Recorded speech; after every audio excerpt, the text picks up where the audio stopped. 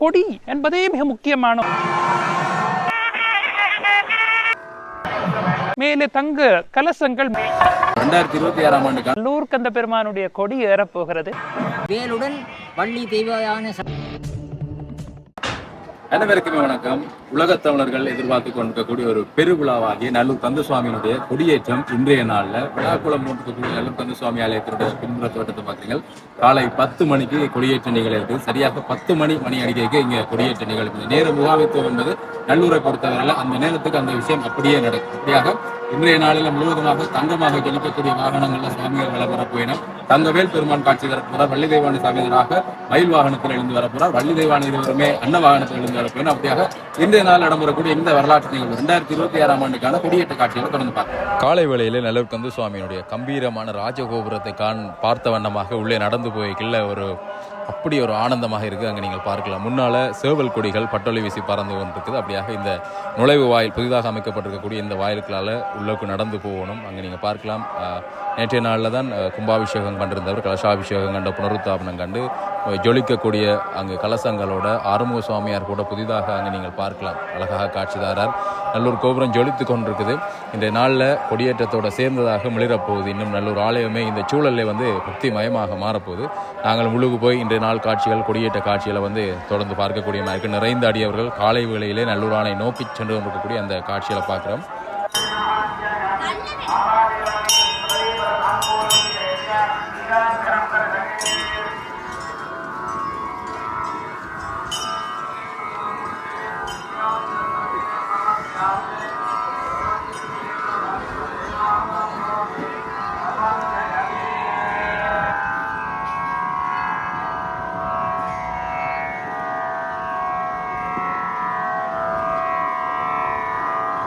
பக்திபூர்வமாக இன்றைய நாளிலேயே இந்த பிரதட்டை அடிக்கக்கூடிய நபர்கள் எல்லாமே அதிகாலையிலே பிரதட்டையெல்லாம் அடித்து அதே மாதிரி தங்களுடைய நேர்த்திக்கடன்களை நிறைவேற்றி கொண்டிருக்கக்கூடியவர்களை பார்க்குறோம். அங்கே கெப்புரம் கொளுத்தக்கூடிய இடத்துல தீச்சுவாலை அப்படியே கொழுந்து விட்டு எரியதை நீங்கள் பார்க்கலாம். தொடர்ச்சியாக கெப்புரங்கள் எல்லாம் போட்டு இந்த இடம் முழுவதுமாக நிறையும். இன்னும் கொஞ்சம் நேரத்தில் சரியாக 10 மணிக்கு தானே கொடியேற்றம். அப்போ அந்த கொடியேற்ற காட்சி பார்ப்பதற்காக இந்த வாயிலை நோக்கியதாக அப்படியே ஒரு திரளான மக்கள் கூட்டத்தை நாங்கள் இன்னும் கொஞ்சம் நேரத்தில் பார்க்கலாம். அப்படியாக இங்கே தேங்காய்கள் உடைக்கப்படுது. பக்தி மயமாக நல்லூர் கந்தசுவாமி ஆலயம் காட்சி தருகிறது. இன்றைய நாளில் இருந்து 25 நாட்கள் எங்களுடைய கொண்டாட்டமான விழாக்கோளம் போனக்கூடிய பக்தி பூர்வமான நாளாக இருக்கும். மாலை வேளையில் நல்லூர் கந்தசுவாமியார் வீதி வலம் வருவார். அந்த காட்சி அற்புதமாக இருக்கும். அலங்காரா நல்லூரா என்ற அந்த வாசகத்தோட உள்ள கொடித்தம்பத்தினுடைய அந்த காட்சியை பார்த்துருப்பீங்கள். வெளியால் தேங்காய்கள் உடைக்கப்பட்டு கொண்டிருக்கக்கூடிய அந்த காட்சியை பார்க்குறீங்கன்னா பக்தி சூழல் கமலக்கூடிய இந்த இடத்துல நல்லூர் கந்தசுவாமியாருக்கு ஆலயத்திற்குள்ளே வசந்த மண்டப பூஜைகள் நகழுது. இந்த கொடியேற்ற காட்சியை காண்பதற்காக இங்கே வாயில் பகுதியில் நீங்கள் பார்க்கலாம். நிறைந்தவர்கள் இப்போவே அமர்ந்து விட்டார்கள். அந்த கொடியேற்ற நிகழக்கூடிய அந்த காட்சியை தரிசனத்தை பெறுவதற்காக 2026ஆம் ஆண்டுக்கான சிறப்பான மகோற்சவம் நிகழ இருக்குது. இப்பொழுது நீங்கள் வசந்த மண்டப தீபாராதனை காட்சியை பார்க்கலாம். நல்லூரானுடைய இன்றைய வசந்த மண்டப தீபாராதனை.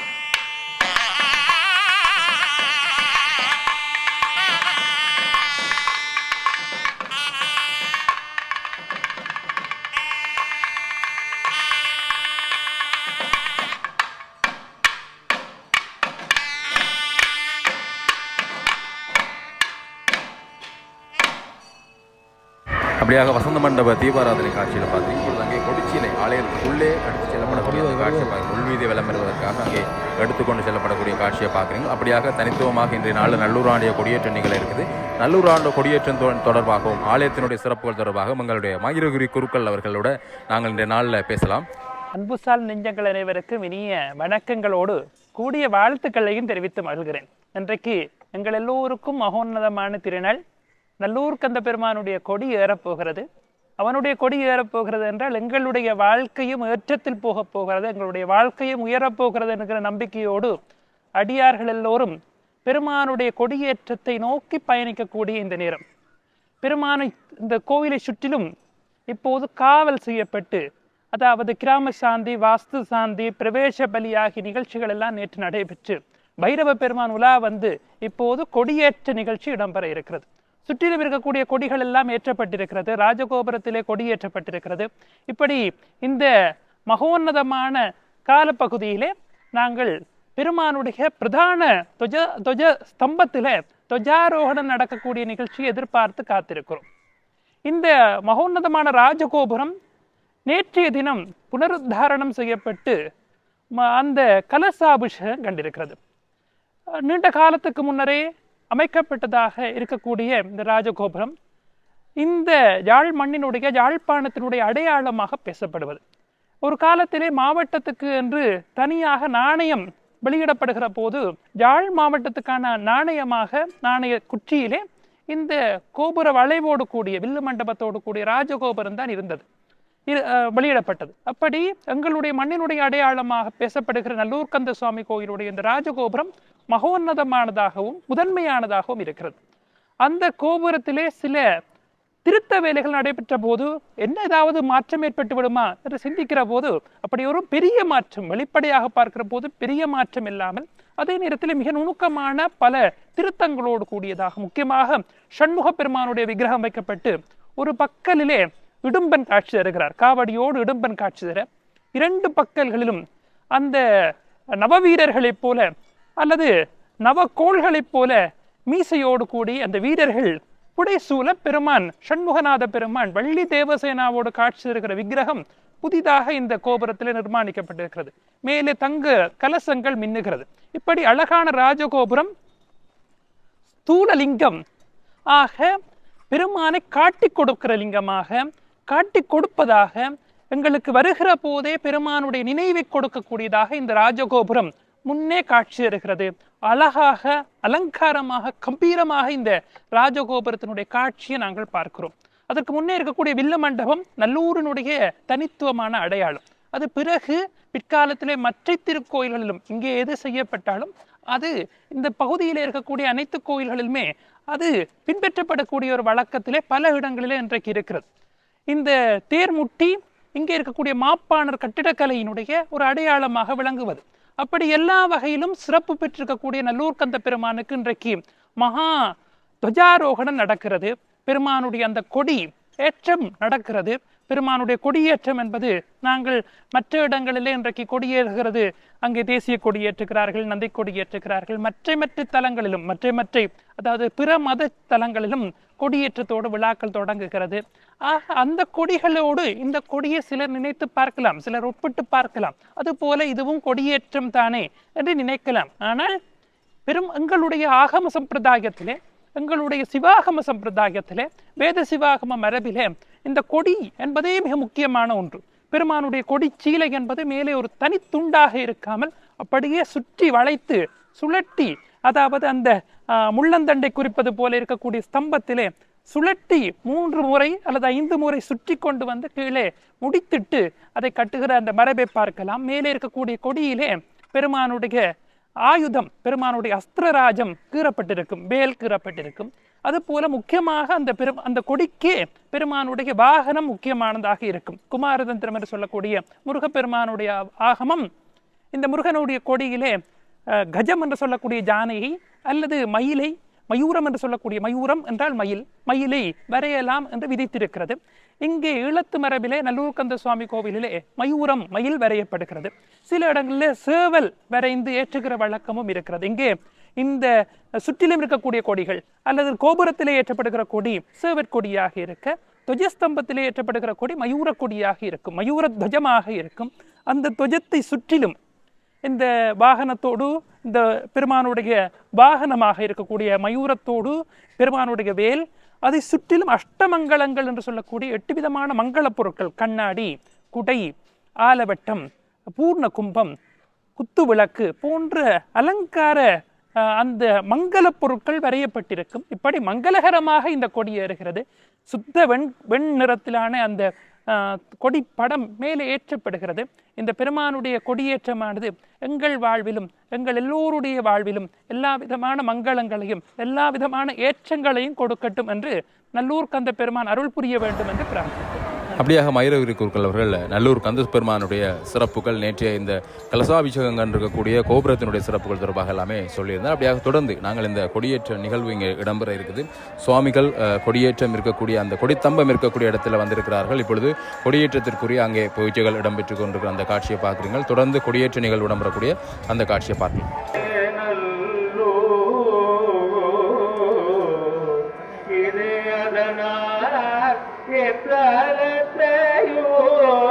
வெல்லுமே ஓரணம்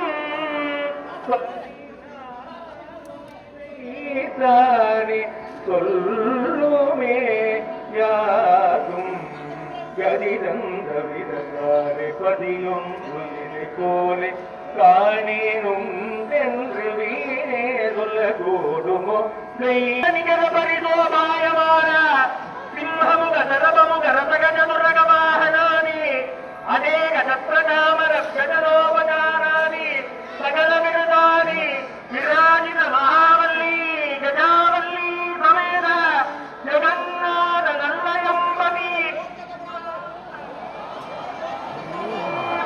அலங்காரா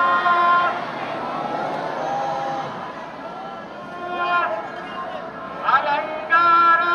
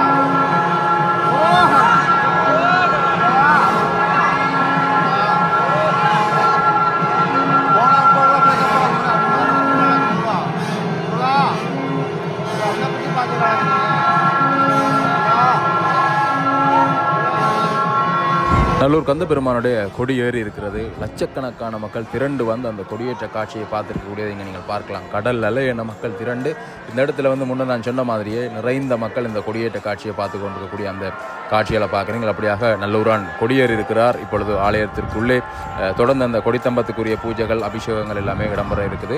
அதனைத் தொடர்ந்து நல்லூர் கந்த சுவாமியார் ஆலயத்தினுடைய உள்வீதி பகுதியை விளம்பருவார். மாலையிலே வெளியில் விளம்பருவார். உள்வீதி விளம்பரக்கூடிய அந்த காட்சியையும் பார்க்கலாம்.